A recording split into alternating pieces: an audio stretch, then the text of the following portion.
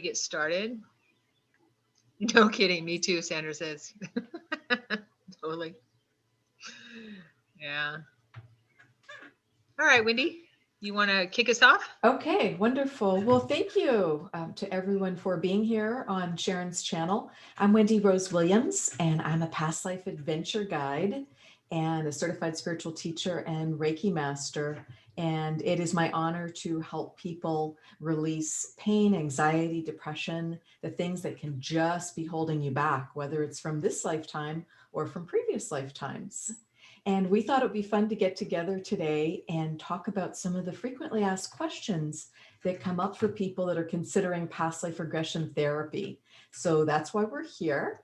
And my website is wendyrosewilliams.com. And you are welcome to visit it and request a complimentary 15-minute phone appointment. And let me turn it over to Sharon and have her introduce herself, and we'll get started with some of those questions. And you're welcome to ask them live and just put them in the chat. And then we've also got a list of them we'll go through. Mm-hmm. So welcome, everyone. Yes. Thank you, Wendy. Wonderful to be here, and so happy that we have an audience. We yeah, totally. So some of you may know me. I see a couple people on chat here that know me. My name is Sharon Sananda Kumara, and I am a past life therapist as well.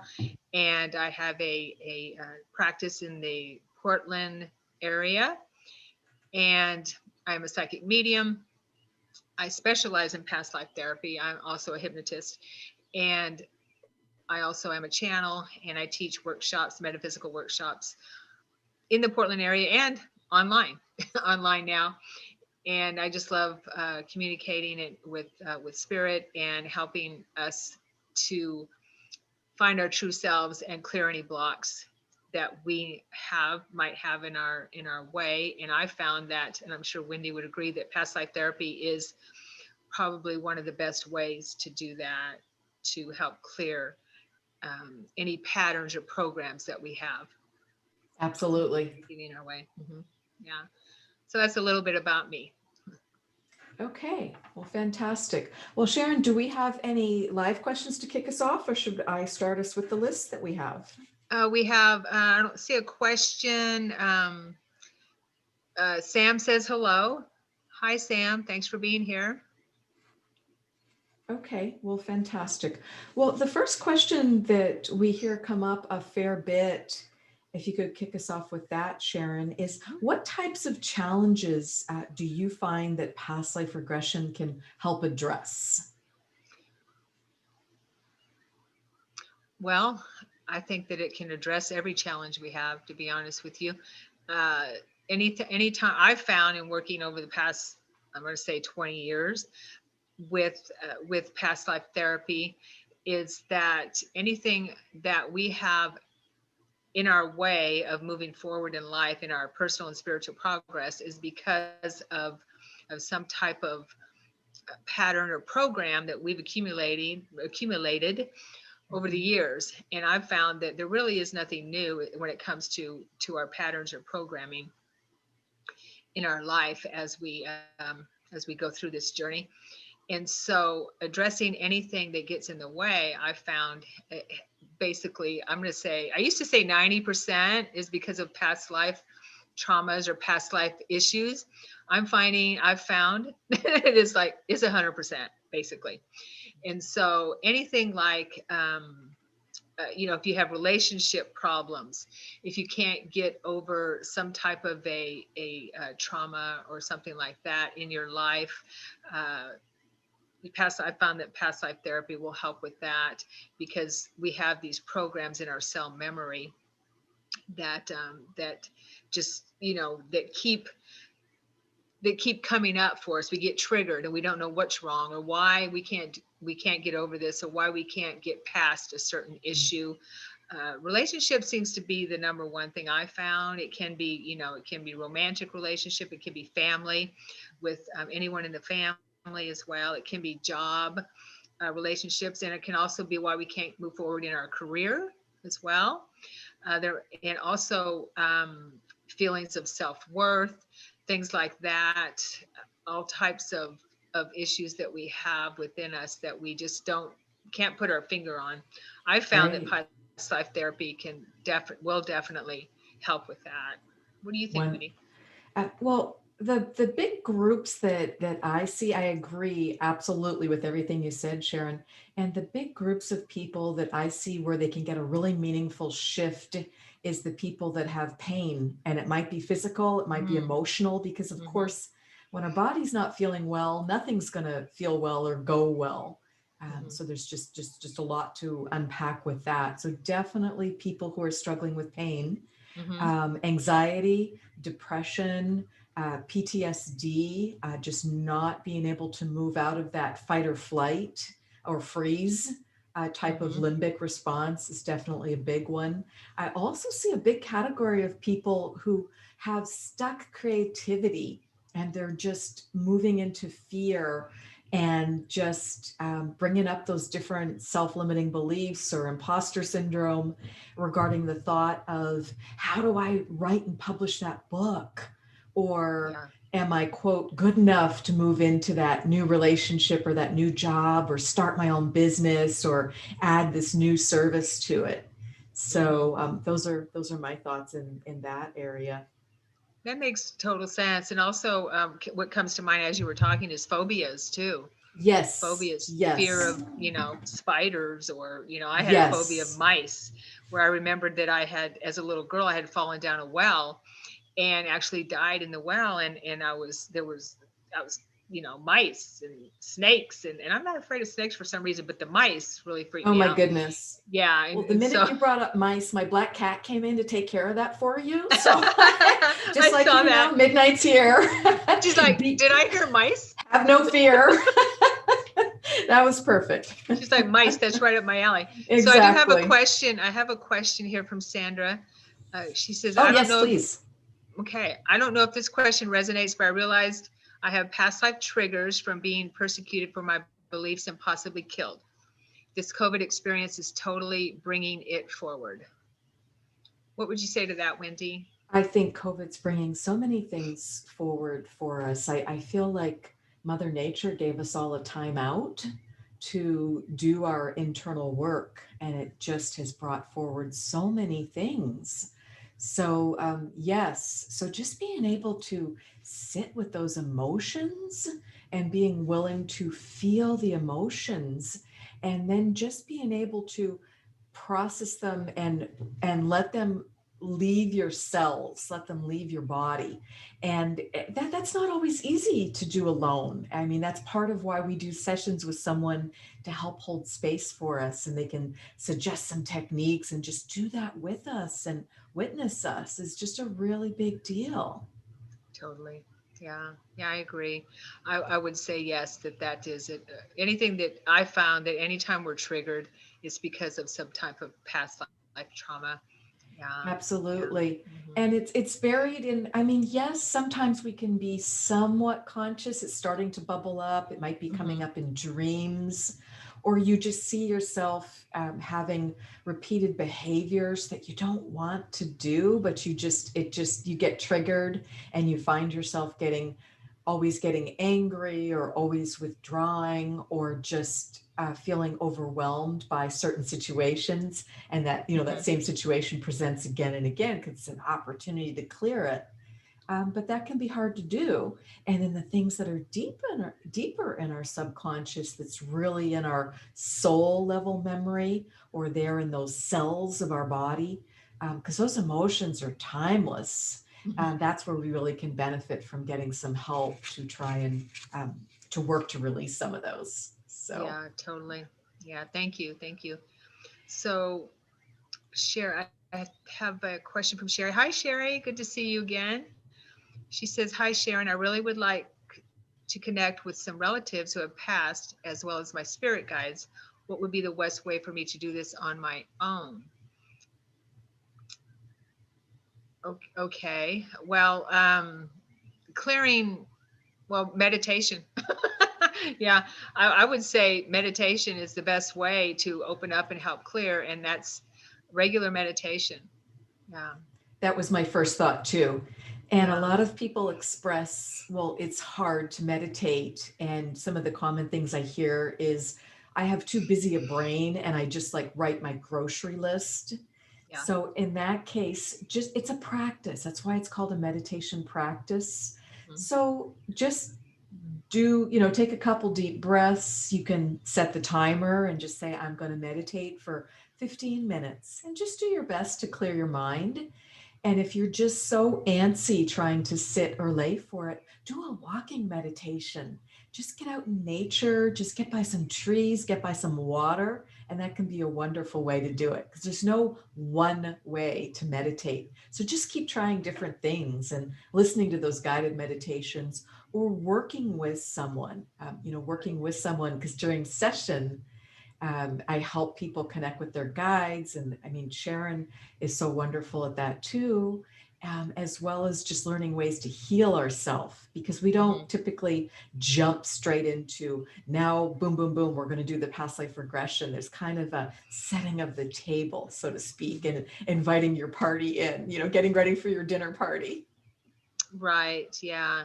Thank you, Wendy. I agree. And meditation, it's almost gotten to be kind of a little bit of a dirty word these days. And so I like to use reflection because as soon as I say, "Oh, do you meditate?" And they're like, no, I can't," that All the kind of thing. And resistance. yeah, resistance, exactly. So I found that, like you said, and just not being hard on yourself and just go with it. Just, it's all about going within. What my guys help me understand is praying is talking to source, to God, and meditation is listening. Okay. So we talk all the time. I feel sorry for our guys because if they're trying to, get us information or listen to what's going on in our minds, and if they want to help us and everything, we've got so much going on that, they're like, oh, that's way too noisy. Listen to all that noise that's going on there.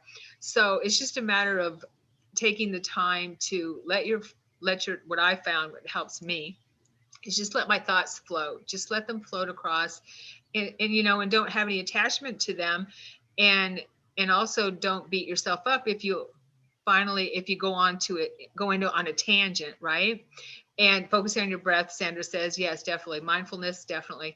And just let them float and be mindful of what's coming in and just let it go. Then after a while you'll find that your thoughts just start to come in slower, and you'll find that you're becoming clearer and clearer. But it's a matter of taking the time each and every day, and you'll find once you have a practice that if by chance there's one day that you don't meditate, don't take that time for reflection, you can tell a difference. You can tell a big difference. But and it, Yes. yeah, and so Sherry, what as you as you find that time to for reflection and that time to open up, then your guides, your loved ones will have a chance to to give you messages, or come in closer and connect with you that way, because we all have the ability to be able to connect with our loved ones and our guides. It's just that we've forgotten how. And so we're all here to help each other to remember that we have that ability. Oh, that's such a great way to put it. And I've also found one of the gifts of COVID for a lot of people has been giving us a more unstructured day, not as many people jumping up to the alarm and having to race out the door. So, what if you can give yourself 15 minutes when you first wake up and have that be your meditation time? Mm-hmm. Because you're already in that perfect receptive state for it. Or same thing as you're falling asleep at night might be, your other sweet spot. So Yeah. it's just kind of experimenting with it and playing with it. And I also found I had to try different places in my home of where was my meditation spot, and it became my bedroom, and just being near my altar and just kind of setting up the Right. altar and just lighting a white candle, just something as simple as that. I think is Mm-hmm. kind of that, clue to my guides, and then my guides would see, okay, she's grounding her energy and she's, slowing her breathing, and just putting my hand on my heart, and that just really helped me kind of move into that meditative space. And Right. sometimes I just have a lot of questions and decisions to make that I would love some spiritual guidance on from my higher self, from my guides. So I'll just have a notebook and I'll meditate for a few minutes, and I've just like written a question at the top of it before I started. And then I just get that wonderful flow. And I know it's not me because it's suddenly the answers to the things I couldn't figure out or couldn't Mm-hmm. easily decide. And Mm-hmm. there's also some words used that I don't use. Occasionally, I'll even have to look up words, and I'll Mm-hmm. say to my guides, kudos on the vocabulary. It's just Nice. so fun when that comes up because you know you've got that good connection going. Yeah, I love that. I love that. Journaling is really, really important. And I just did an automatic writing class too. Yes. Yeah. Oh, tell Yeah. us about that because that can be a great way that people really connect. Oh yeah. I mean, it's just a matter of sitting in that space of taking some deep breaths beforehand, like you said, and then just start writing and just start journaling your thoughts, and then just it just keeps going and keeps going, and then before you know it, and state your intent, of course.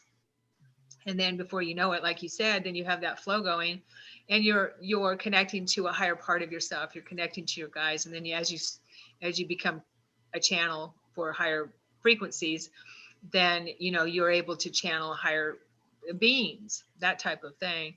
But I also wanted to mention, when I first started meditating on a regular basis 20 years ago, I was working with my guides, and I gave them a commitment to be in my room at 9 o'clock every night in meditation. And they realized that I was committed.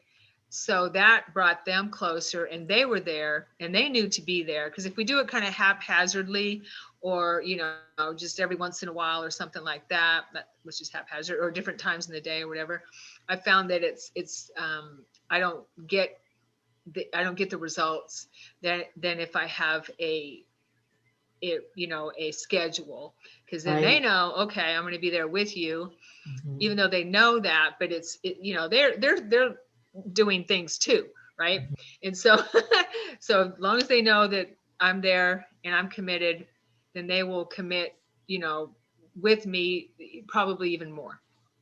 So I found that is really important as well. Sure, that can work really, really well. And I did that for a big time period the same way, just like Hmm. that committed time. Hmm. And then and just don't be married to anything being forever, Yeah. because I think we can get no matter how important and wonderful a spiritual practice is, we can get it's time for it to change, and we can get burned out on it or just need to change it up. So also be open to the spontaneous, and just pay attention and just listen. Yeah, and So communicating with your guys all the time. I'm constantly talking to them. I'm sure you are too. exactly. Just constantly telling them, hey, I'll be there at 9 o'clock every night, and or Tuesday, I have something I have to do, so I'll be there at 8. Something like that. Right. Just talk Right. to them, because they're people just like us. They're just in a different frequency. But so just talk to them, and your loved ones too. Just talk to them just like you would anyone here. Yeah, Exactly. Exactly. Yeah, that's a wonderful way to put it. yeah. And back to a list of frequently asked questions. So I often hear, what does the lifetime of origin mean? Can you relate to that term, Sharon, or do you want me to talk about that one? The lifetime of origin, what I understand it, and I'll just share what I understand it as, is where the original trauma happened. Yeah, and so then what I understand is that where the original trauma happened, if we don't resolve it in that lifetime, we will choose to create a similar experience in subsequent lifetimes, so we can resolve it. Because the idea is, we choose these experiences for soul growth.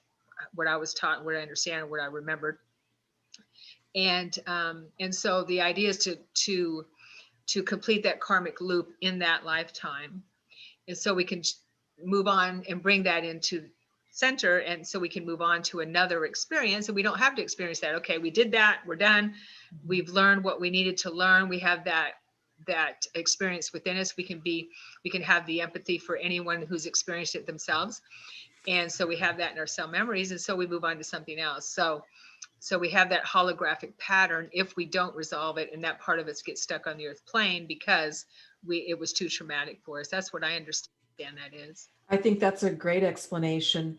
And just the magic of revisiting that lifetime of origin when something first came up that can lead to a fear or a phobia, or can lead to us just being really stuck in a certain way and having created a self-limiting belief, or whatever's occurred from it. Right. And there's just real magic in finding that and being able to say, that was then and this is now.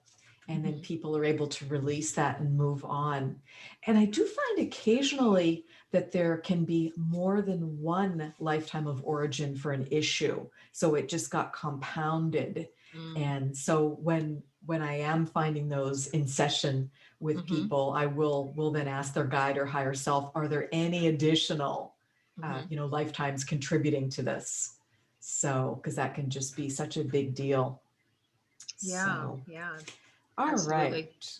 Let's see. Other questions. So, can past life regression therapy help with challenging relationships as well as career and wealth? And you led right off with that, Sharon, and I agree.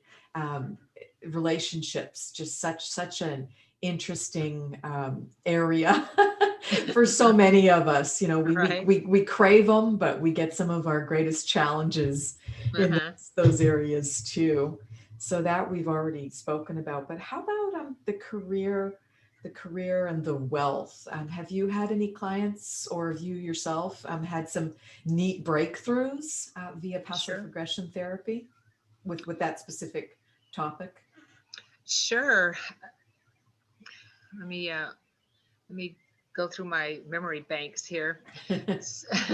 Well, I found a lot of people that come to me and in the metaphysical world seem to have this pattern of being persecuted in another life. And I think somebody mentioned it, Sandra or somebody, where when it comes to having a holistic type of practice, that type of thing, because a lot of people I come in contact with want to be able to have a holistic practice. They have it in their cell memory. They want to be of service to others, right? Yes. And I mean, we all have that within us.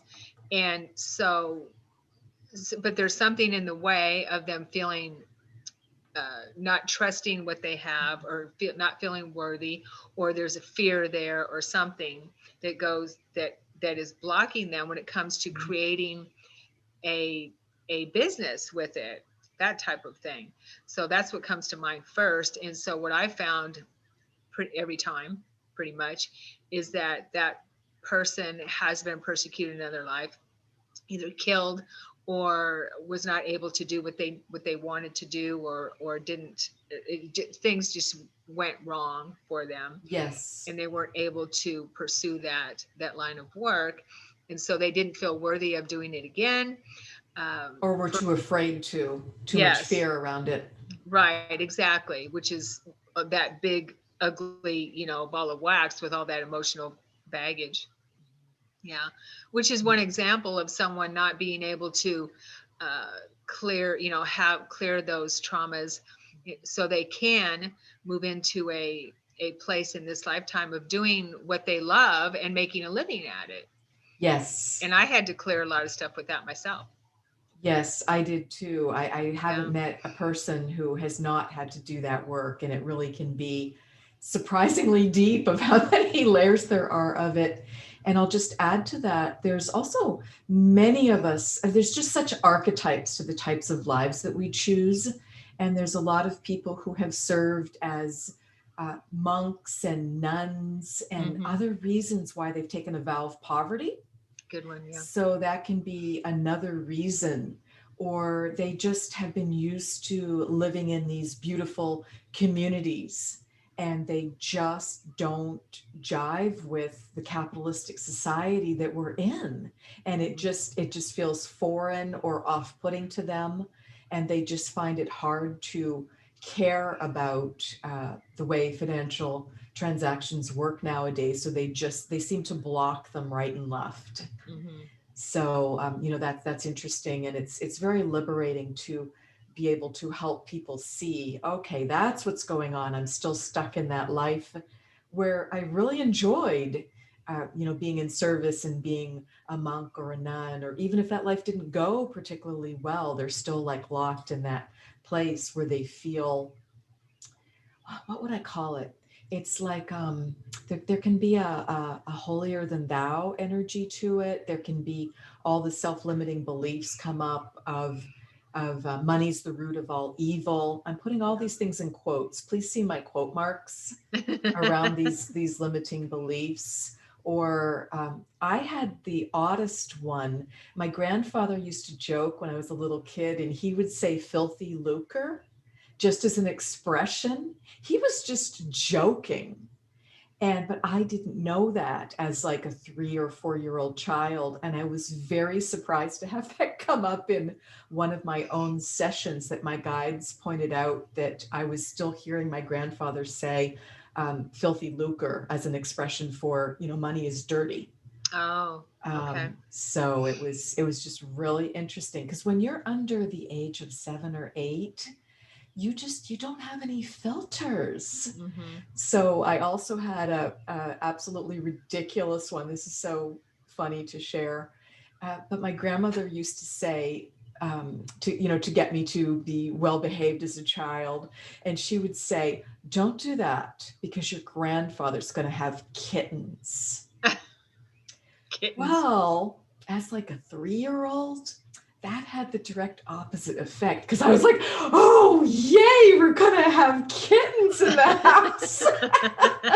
So I would just, disobey and like purposefully do what I knew I wasn't supposed to do, because somehow that got mixed up in my mind as a little child of that was going to lead to us having kittens. So. Oh, that's funny. But it's So you just wanted so kittens. literal. It's just so literal. Our that childlike part of us can be so literal, and we just have to really watch our self-talk as well as our talk with children. Oh, totally. Self-talk is one of the things that my guides taught me almost from the very beginning. My main guide is to listen to what I'm saying to myself. And I didn't realize that I was saying, I'm sorry, in the back of my mind over and over and over again. And he helped me understand that I had, all these lifetimes where I felt like I failed, or I failed on my mission here on the planet. I've been here so many thousands of lifetimes. I'm like, gosh, when am I going to get it right or whatever? And he helped me. He gave me a mantra to replace that. And what was the mantra? That's fascinating. Yeah, the mantra was infinity. And so whenever I would say it, my consciousness just, whenever I do it, just expands my consciousness. And I can feel it whenever I repeat it in my mind. It completely changed my perspective on. Okay.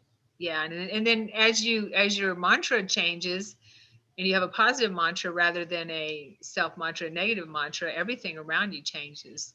And yes, this absolutely. goes along with Louise Hay. Mm-hmm.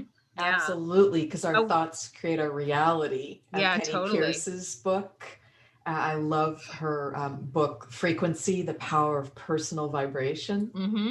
Yeah, so, and Louise Hay, she wrote the book, You Can Heal Yourself with Your, yes. Your self-talk. Yes. And I do want to touch on what you said about vows of poverty. I found those to be very powerful.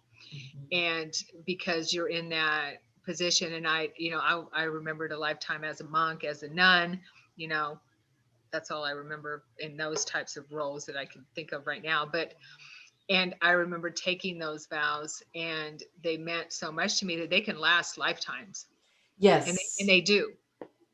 Yes. Yes. And that's a big deal. But then when you can work with the subconscious and help people realize at the soul level that we can't live our life purpose. We can't serve the people we're meant to serve, or take care of ourselves and our families if we remain in that place. So it just creates this push-pull energy that can just be really, really uncomfortable and really unsatisfying.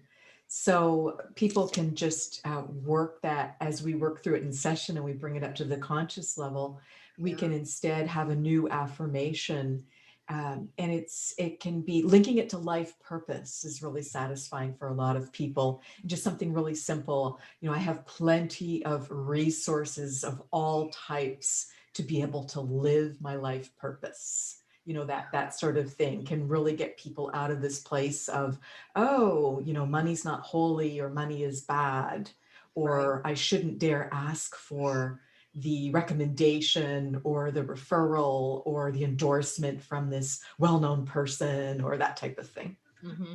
Yeah, perfect. Perfect. So Debbie Raum asks a good way to find, what's the best way to find a therapist that works with past lives? And we're going to give you our information. I'll put that in the description at the end, and we'll also give you our information at the end. So is there a particular title to look for when searching? Past life therapy, past life regression, past life work? Yes, I Yeah. think it's important. It's a great question. I think it's important to look for a hypnotherapist who specializes in past life regression. I think that's Mhm. really helpful because it's such a sacred area, and it's such an important area because it's soul level work. Right. So I think that's important, and also just be willing to do some research and to talk with people, meaning talk with several potential therapists, because or hear their podcast or interview or discussion or whatever, because you want to feel really comfortable with their voice and their energy, because otherwise you're not going to relax. You know, Right. if it's a voice that's kind of like nails on a chalkboard to you, that's going to throw you off during your session. Or if the Sure. person is expressing a lot of beliefs that don't work for you and isn't just very amenable to working to use your language and your belief system to the best of their ability, I think that's really important too. Yeah. And I will say that Wendy and I, we do work differently in this area. I am also a regressionist, but I also do past life readings as well, and work with the client, and we work together in a light trance state and look at past lives if someone isn't comfortable with regression. So you're welcome, Yes, Debbie. Hmm. that's an important distinction.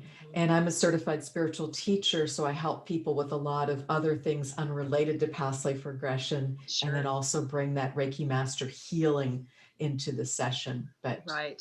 so Right. that's Which kind of brings up memories as well. absolutely, Hmm. absolutely. All Totally. right. Well, Okay. now that Midnight is not sitting on the question list here again, I can pick it up. He must have chased all your mice off, Sharon. Oh, good, good.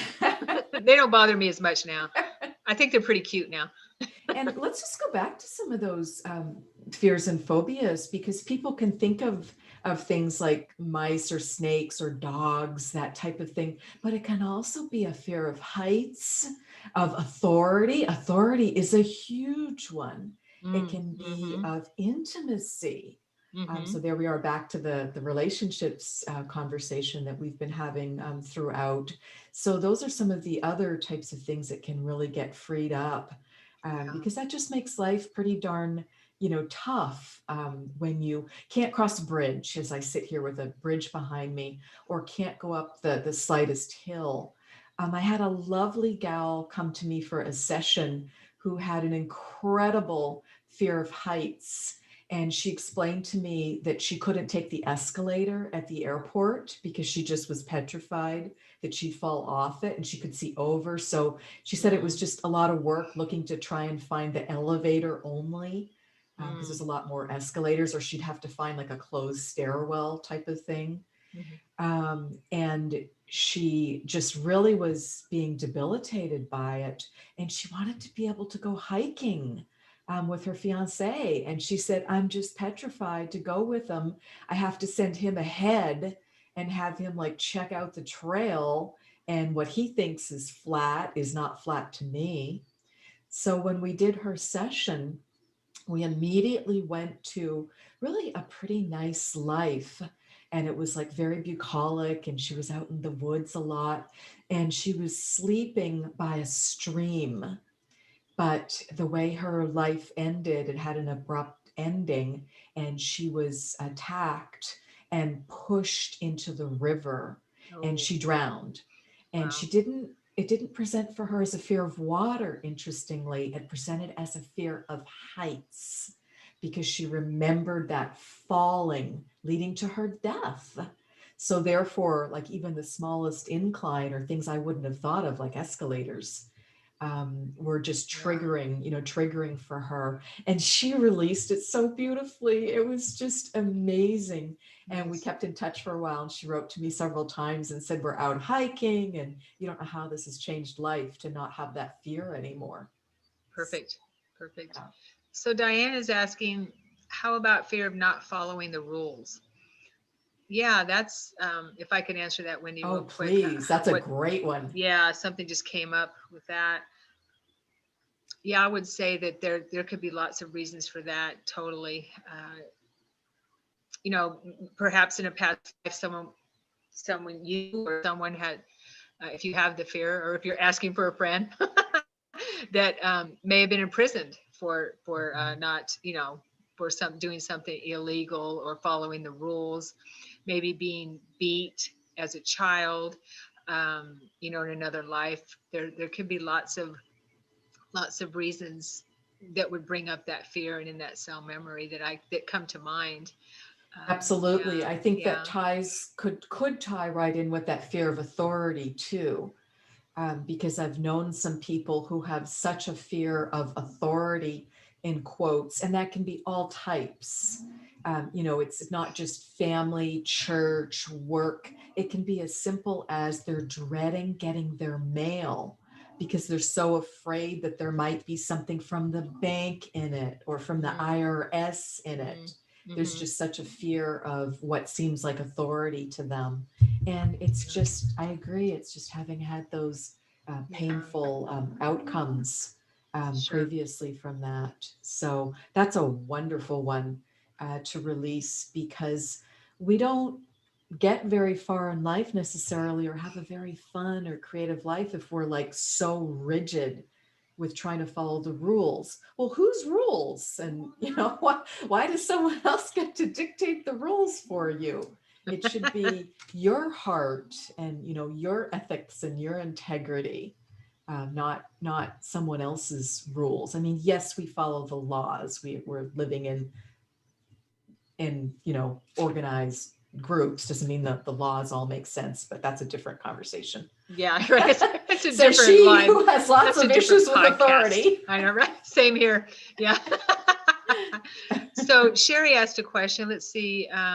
When you are working with a client on a past life regression, is the client hypnotized? Yes. Are you in that mode of, yes, past life regression through hypnosis? Yes. Are you ever unable to regress someone? Now, I have not had that issue. Have you, Wendy? Very, very seldom, because I purposefully do long sessions and it's a free will choice. Think of quote being hypnotized. It's truly your choice because healing is self-healing and the hypnotherapist is simply facilitating and helping hold that sacred space for you. And you're simply going to you want to feel like you're so relaxed. It's almost like you're going to fall asleep at night, or how you're sleepy when you first wake up in the morning and you're kind of half awake, half asleep. And I purposefully do long sessions. I do either 2.5 hour or 4 hour sessions so that people can reach that state. Because if you're doing the 60-minute sessions, which can be great too, or the 90-minute or something shorter, there's less people, particularly if it's their very first time. It just may not be enough time for them. And your level of trance, it's going to naturally go up and down. And that's perfectly fine. It's not like you're deeply under. This is not Las Vegas. This is not entertainment hypnosis. You will not be dancing like a chicken. There's just, unless you Unless you need want to, to. Yeah, unless you want right? to. That's what I Unless you tell need people. to. Yeah, unless you want to. Yeah. Exactly. But nothing is being done to you. Nothing is being done against your will. So I think once people realize that and realize you're automatically in this beautiful state of relaxation, the hypnotherapy level of trance, twice a day minimum. You're also in it when you're driving and you know the road well, and there's not a lot of cars around, and you just kind of like zone out and are thinking about something interesting. And then you look up and go, oh my gosh, I'm 2 blocks from home. How did I get here? I don't remember the last 15 minutes. That's all it is. So it's not something being done to you. And also you can bring yourself out of the state at any point or lighten the state. Mhm. You can say, hey, I need a bathroom break, or change your position. You're not glued in place, you're not locked in place. Again, nothing's being done to you. It's just being Right. done with you, with your full cooperation, and with a lot of love and support. Yes, and it feels really good. It's very relaxing. Exactly. Yeah. A lot of people just say after their session, oh my gosh, it's like I just had like the best ever night's sleep, or the best ever relaxation. And Mhm. they're able to sleep better. And I find that that's a permanent side effect for a lot of people that they hadn't expected. And I love hearing that, because a lot of people have ended up with very poor quality sleep, very disjointed sleep, and you don't heal, you don't dream the same way. And guess what, you start to pack on weight, because you're not just restoring yourself naturally with good sleep. So Mhm. I hope that helps. Yeah. So another question, what about addiction? Definitely. It, meaning pa- I'm meaning assuming that Sandra means with past life, can past life traumas cause addictions in a current life? And I would say definitely that, yes. Sure, that makes sense. And I'm also thinking of, yeah, there's different ways to interpret the question. So Yeah. maybe we'll hear more information on that one. But I have had people come to me and do a session because they wanted more assistance from their higher self and guides, because they're struggling with an addiction now. And Mhm. it might be emotional eating, it might be they're ready to give up alcohol, or they would like to uh, give up recreational drugs, or be able to find some ways to balance their body where they're able to. And I want to say this carefully, if it's something that's prescribed for you, of course you need to follow your medical advice. But someone might be hoping, well, if I can deal with this anxiety and or depression via via past life regression therapy, perhaps I won't still need my medication for that. So of course, then you'd appropriately speak with your physician and taper, and do what you need to do. So, Yeah. What comes to mind too, I think, with that question is cigarettes. And oh, that's a good one. yeah, yeah, and I understand that's I've never smoked cigarettes, but that's a huge habit to kick. And I know that hypnosis helps a lot with. And now I don't work with clients on that type of um, work, but we what in my work and what I understand, that getting to the crux of the reason why someone feels the need to fill up a void, or uh, try to like I said, fill up a void. There's something missing when we have an addiction that we're trying to To heal, or fill. trying to Mhm. cover up, fill, thank you, yeah, and put a salve on it or something like that, put a band-aid on it.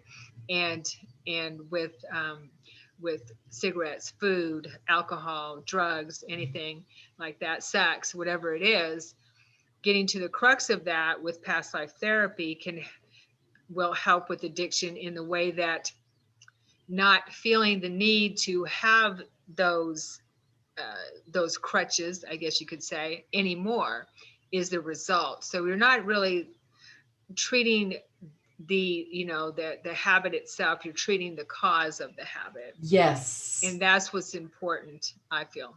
That's a great way to put it, and getting to that core issue.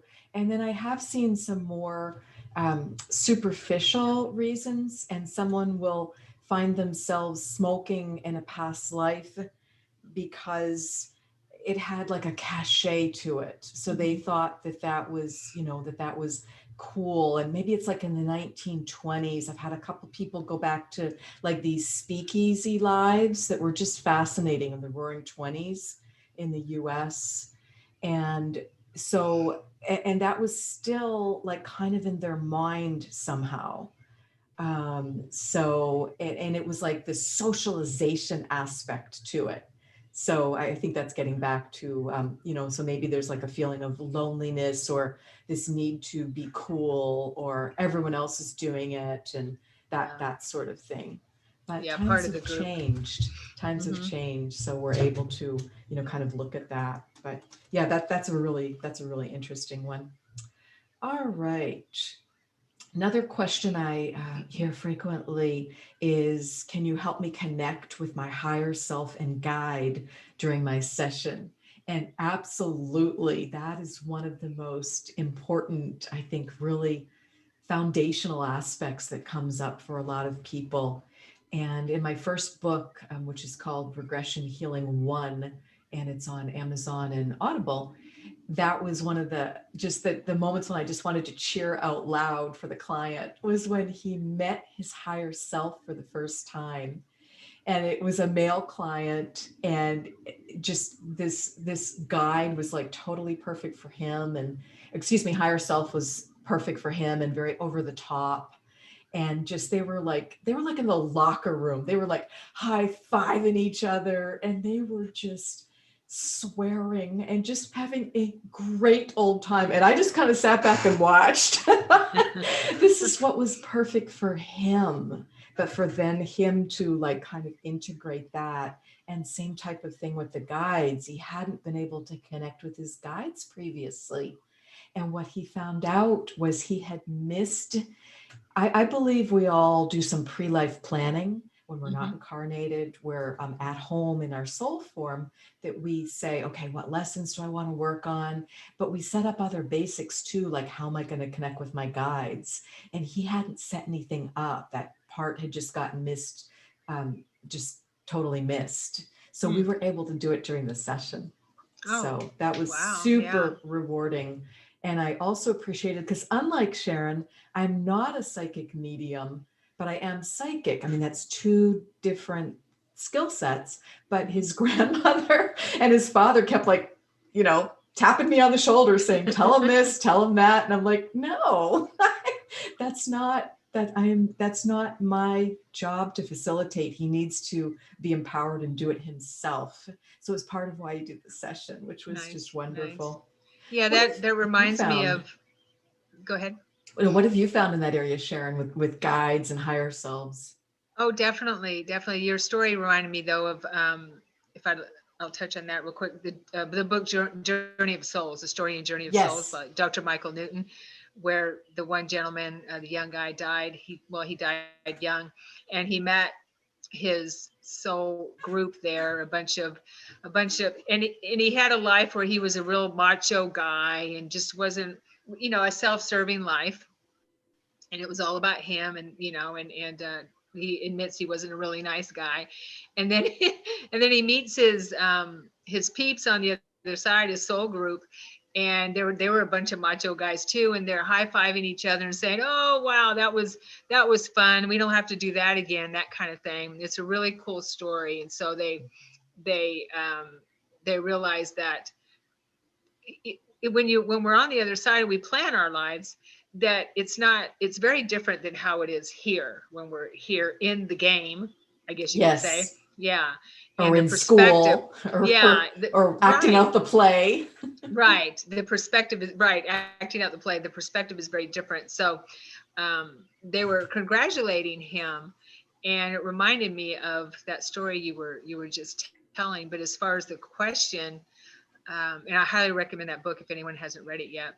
It explains a lot about past lives and how we plan our life, that type of thing.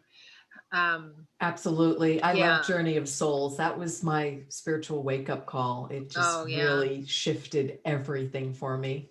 Yeah, it's kind of metaphysics 101 would be Journey of Souls. There's some other books, but Journey of Souls, Many Lives, Many Masters by Brian Weiss, those books. But in a session, definitely if it's important for the client to be able to connect, to have to connect, or need to connect with their guides and their higher self, definitely that will come through from them, because I'm the channel in my sessions. I'm the channel, and I bring through information from your guides and from your higher self. And my goal always is to help the client be able to do that on their own eventually. Yes. Yeah.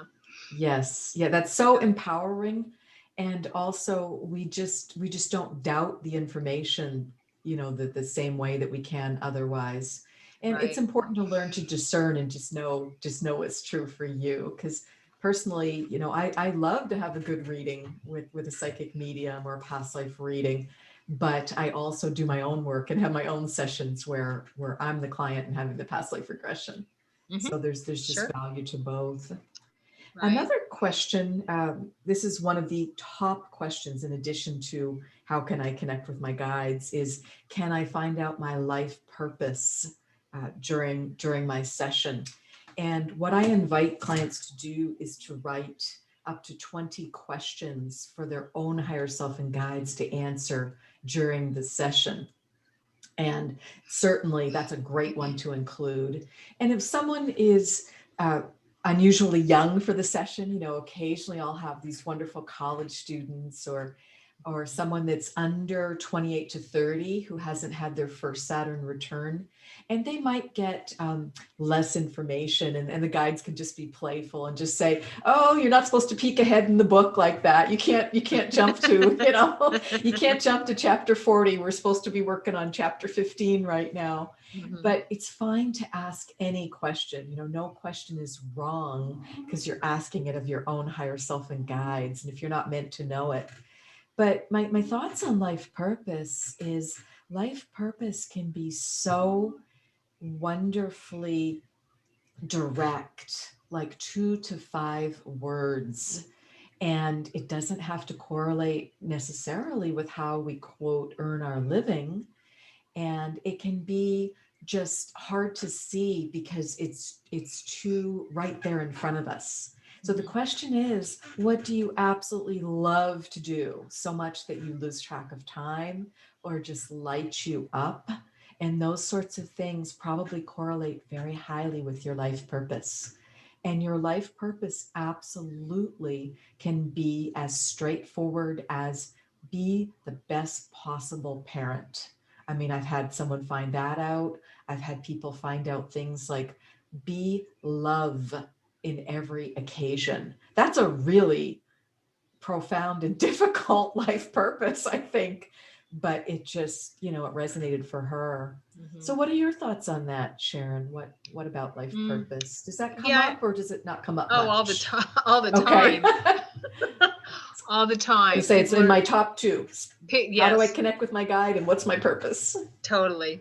Yeah, all the time. And what I found in learning myself as well with my work, my, you know, work with myself, is I believe that, first of all, I do believe that the biggest purpose we are here is to be love. I believe that's for everyone, not just some people, everyone, because we are love. We are God in physical form, and that's what we're here to do and be. And so everything comes from that. And now I do believe that life purposes are multifaceted. That Yes.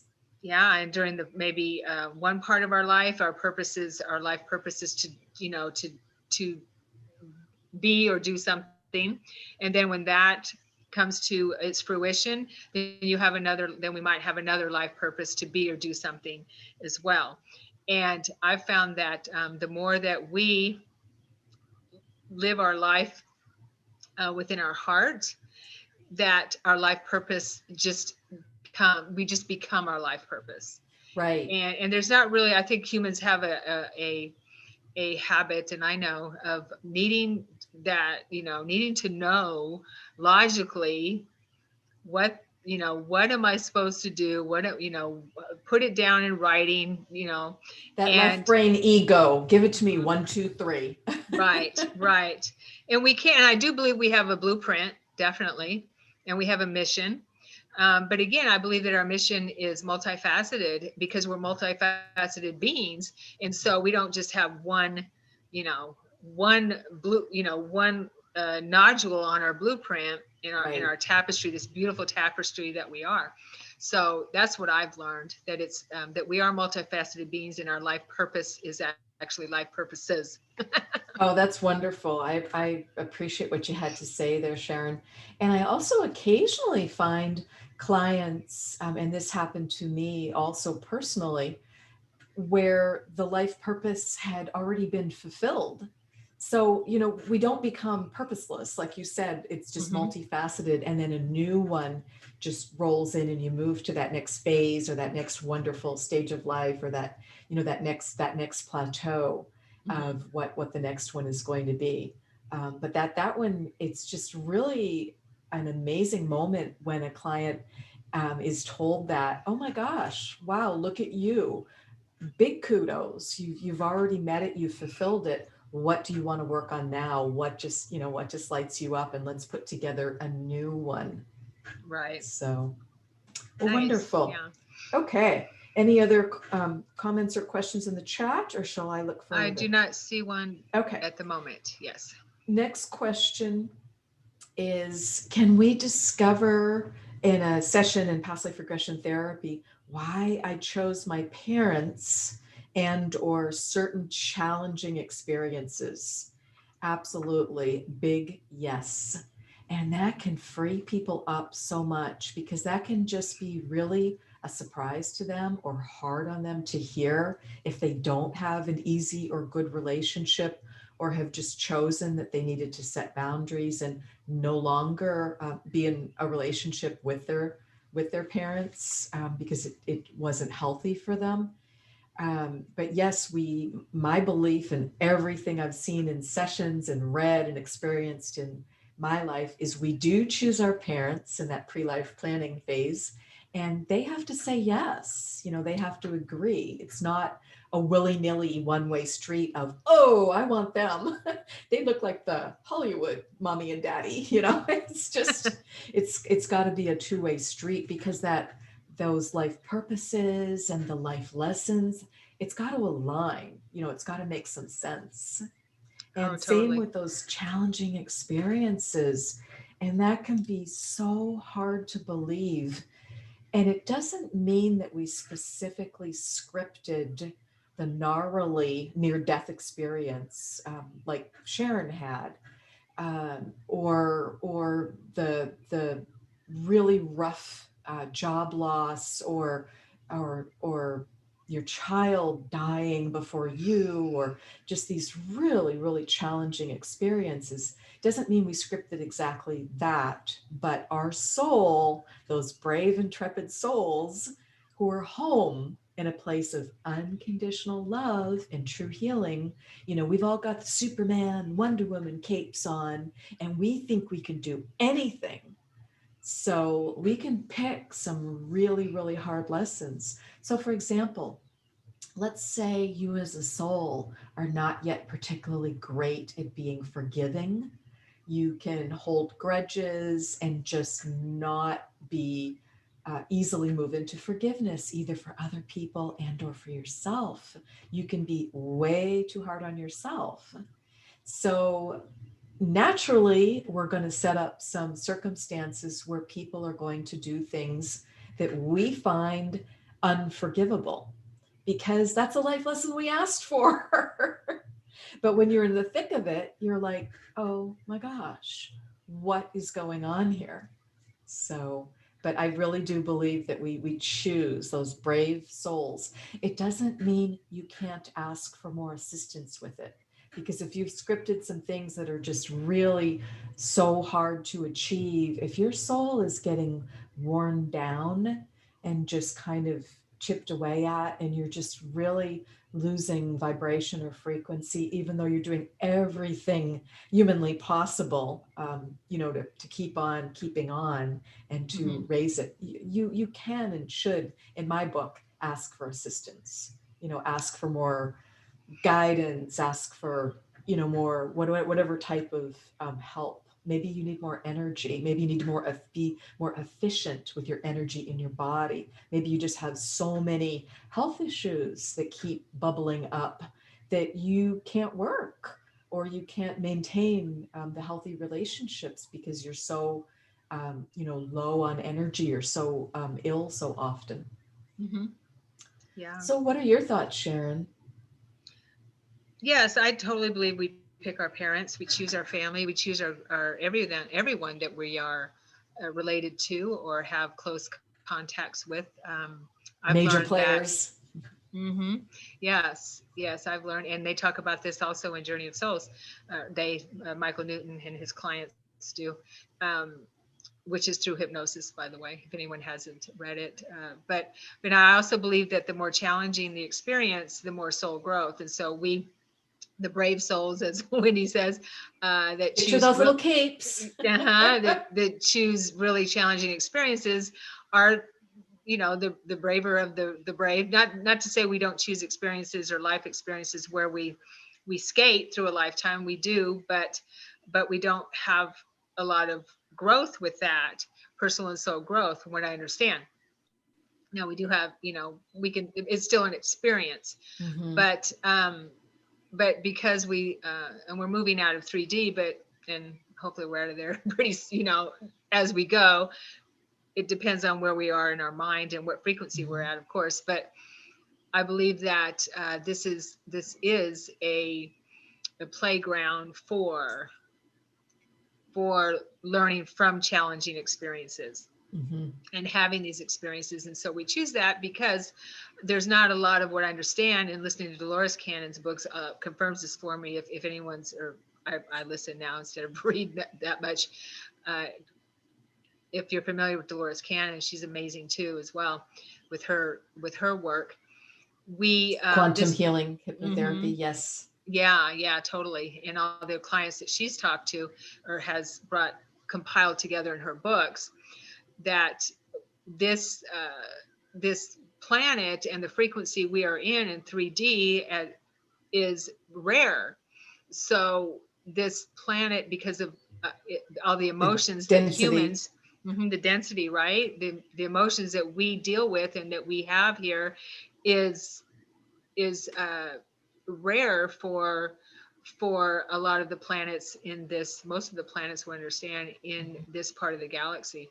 So we are a jewel Mhm. when it comes to human experience. And but we're moving out of that density into higher densities, and we've come here to experience that. But the idea was to experience it, get over it, clear it, and then move up the spectrum with each Right, experience. But it was right. so tough for us. It becomes so tough for us. Like Wendy was saying, we're up there planning our life. Oh, I could do this and this and this and this and this, and our guides are like, "Are you sure you want to pile all that on one plate?" And Mhm. because I have memory of this, of talking with them, and I'm like, When you pre-planned this life, yeah, yeah, you were it's blasé. piece of cake. I want to clear it up all at once, right? And they're like, okay, all right, so here you go, boom, and and then you're like, what was I thinking? But we have to do it sooner or later. So why not? Why not? This is just a tiny speck. This lifetime is just a tiny speck of who we are as an eternal being. But yes, we choose our parents. We choose those challenging experiences. We choose our challenging Absolutely. experiences. Yeah, as well. Absolutely. Mhm. And I'd just like to return to your comment about we can choose reward lives, rest lives, Mhm. quote, vacation lives, because they are still good experiences. And I have great memories of one in the 1800s in Othello, Washington, a rural part of Washington state, where I was a very happily married writer, and we were gentlemen farmers. And it wasn't that hard to grow or trade. We purposefully grew different things than the adjoining farms and would just trade, literally with neighbors on these little farm homesteads. And it was a thrill to get to do so much writing because we didn't have any children. And it just was a really, really happy rest reward type life, but I did learn from it because I wrote almost 50 novels, and they're not going to be found. They weren't published, but they're there in my soul. Nice. So, if they're meant to come back out again, in today's version, Yeah. so it certainly Yeah. can be there. And that brings me right to, there can be a common misconception. Well, I'm afraid to have past life regression or do past life regression therapy because it's going to be these really gnarly drama and trauma, horrible things. Quote, what if I was a horrible person? What if I killed someone? Or what if I was, killed or just a victim or a martyr? And I just want to say, take a breath, because we have all had those lives. So truly try and release the worry or the anxiety about it. And what's magical and different when you're working with a practitioner and you've raised your vibration and you've got your guides there and your higher selves in your body and nice and grounded, you can, it's your higher self and guides that are going to choose what you're going to vision and what you're going to remember and recall. And it's going to be very specific to what's going to help you the most in your life now. I specifically guide people to go to the time and place with the most healing and information for your life today, because I want it to be practical too. Because Hmm. people will also say, well, what's with all this past life stuff? Shouldn't I just be mindful and be here now? Well, if things are going, well for you, great. That's fantastic. Then you just don't have a need. But if you've got health issues, wealth and career, relationship issues, it's something to certainly consider. And when you're pulled up at that higher level, and we just have lots of techniques to help you, feel that you're supported at the soul level. It's kind of like being that eagle and you've just flown up to that 30,000 feet. And you can suddenly see why you chose that experience and why it didn't go well, and all the things you learned from it, and stop beating yourself up about it and stop blaming other people for it. And you can just bring forth that distilled wisdom from the soul. So I think that's some of the things that, really change it up. And Yeah. if I have somebody that's having kind of a, more challenging session, just like a lot of intense type of past lives, and you probably do the same thing, Sharon, or please comment in a second if you do. We Mhm. can purposefully say, show me a beautiful, rest, reward, relaxation. Show me a life where things really went well, Mhm. because I could not write. I knew it was part of my life purpose, and I just couldn't write and publish. I was so stuck and so miserable for years, knowing I wasn't doing what I was supposed to do. And a very smart hypnotherapist said, let's make this easy. Please show us a positive past life where she might have been a scribe and copied some scrolls or copied some things, because that's often a pre-writer life, is Mhm. to be a scribe. And just show us, did she ever, oh gosh, I'm sorry, You disappeared. I was going to say I disappeared here. um, just like a type of life where maybe she kept a diary or wrote a newspaper column, or like had a journal that spoke to her. She didn't go straight for the, show me her past life as this, name your favorite writer, Yeah. because that wasn't the point. But it was Right. just to help free up my energy in that area. And then once she asked that question, my soul, my higher self just couldn't stop talking. It was like an hour plus of have her do this and tell her this and have her try this. So it's just very different. So please don't be afraid of what might come up and be too much drama and trauma, because Yeah. we'll absolutely help you lighten that load, and nothing will be as hard or as scary as you're making it to be. Because we all do that. We all absolutely do that. Yeah. Yeah, That's our totally. ego. Right, It's the fear right, kicking off, false evidence appearing real. right. Yeah, well, I just wanted to touch on one thing real quick, and then we'll end up here in a couple minutes. Perfect. Yeah, you were talking about, Wendy, you were talking about, let's see if I can get that thought back. You know how you're like, oh yeah, oh yeah, oh yeah, and then it goes. Oh, judgment, judging ourselves, being hard on ourselves, right? Uh-huh. In lifetimes where we may not have been such a nice person, right? And we may have murdered and robbed and raped or whatever, all the things that we abhorrent to our soul. I found that we have all types of experiences that we come here to experience. There is no good or bad in the eyes of source. It's just positive and negative. And we, of course, here on the planet, we put more moral that moral compass on it because of the density that we're in. But when we pass, that if we do have an experience, it can happen where we have shame and guilt and those types of emotions that are stuck in our soul and are in that personality, The emotional body. emotional body, and causes that part of us to get stuck on the earth plane because we don't feel worthy of moving into the light. And that's self-judgment. And so working with people and helping them understand that there is no judgment in the light, that it's only love, and that it's all about healing ourselves. It's always about healing ourselves and forgiving ourselves. Forgiveness. It's always about that. Yeah. So I like what you said about not worrying about that maybe you weren't such a nice person or anything. I've seen lifetimes where I was like, I wasn't, well, I just wasn't wasn't someone I would be proud of, and Correct. we all have that. Yeah. Absolutely.